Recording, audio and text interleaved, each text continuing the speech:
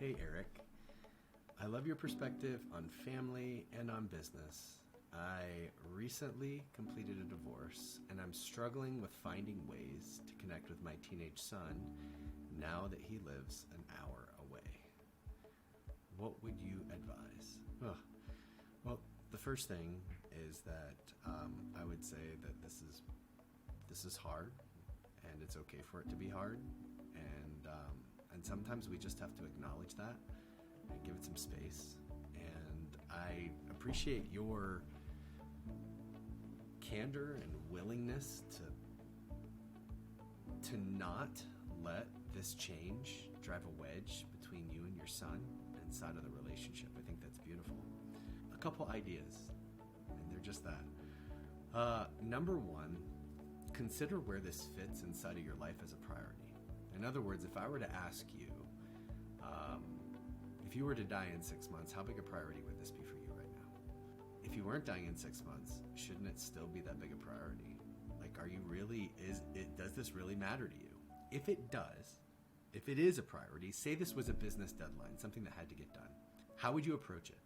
Well, if you're like me, you would have work time blocked in your calendar, you'd have deadlines blocked in your calendar, and you'd make sure that this got your best energy in order to get done, right? For some reason, we just have this penchant for taking our personal life issues and not treating them with the same wisdom and strategy that we treat our business life issues. Number two, maybe what I would say is to acknowledge that maintaining relationships with older children can sometimes be a long journey. Rebuilding relationships, which is often the case for us with older children, can be a long journey. Sometimes for days, weeks, months, or years, you might feel like you're losing. That's actually the precise time when we need to be staying committed and staying focused on why it matters. You remember what it's like to be growing up, to be going through all the life changes that our kids are going through as they come into adulthood and find their own career journeys and their own passions and their own lovers and all that sort. You remember what that can be like and how your relationship might have waxed or waned with your parents, right? So expect the same and leave space for that, but that doesn't mean that you stop showing up as the person that you want to be and showing up in the way that you want to love them. Item 3 is that I would suggest building your relationship with them on their field of play, on their terms, and not yours.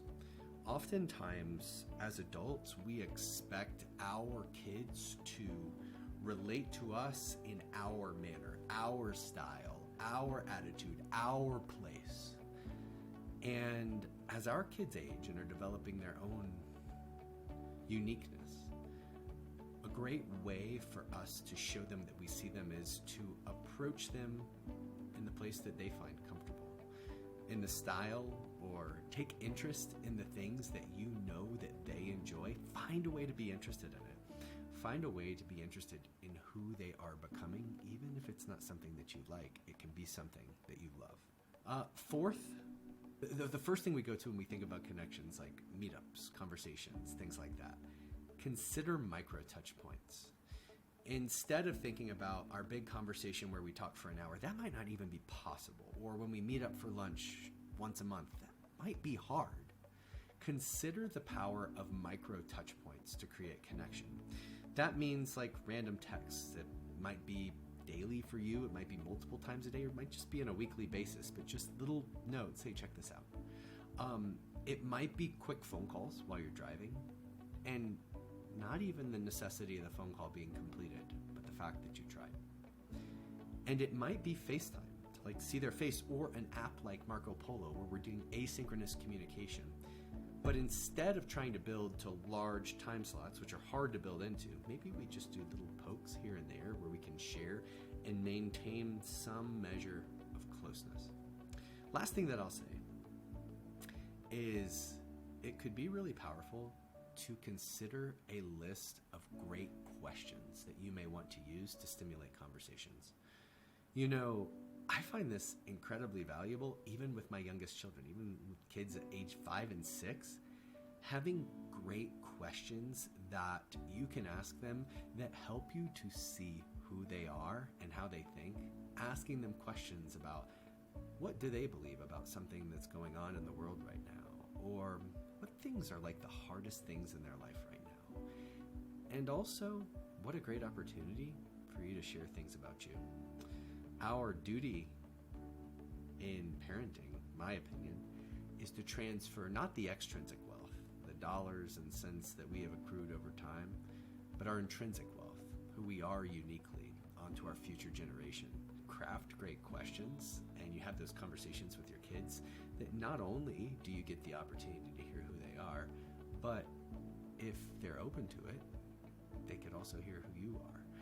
Just be conscientious and careful not to make sure that your duty is to impress upon them who you are, that they should believe it, the same things, or want the same wants. Just give space for each of you to be yourselves, to love each other, independent of where you align. So those are 5 tips on connecting with older kids. I'm sure other people will drop really great ones into the chat, but I honor you, question asker, for the love that you've shown and the desire to maintain a close connection despite a gap in distance.